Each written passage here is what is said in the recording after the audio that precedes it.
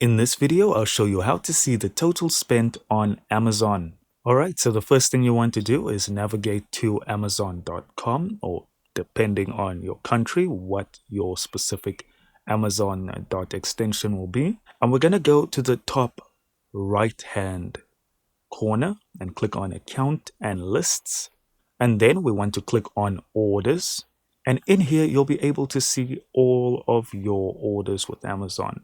And you can filter them by ones that are not yet shipped, digital orders, as well as being able to see all your orders and change from the past 3 months to maybe the previous year or for the full year. Unfortunately, there's no way to just tally it all up. You'll have to tally it all up yourself, but at least here you'll be able to see everything in one place.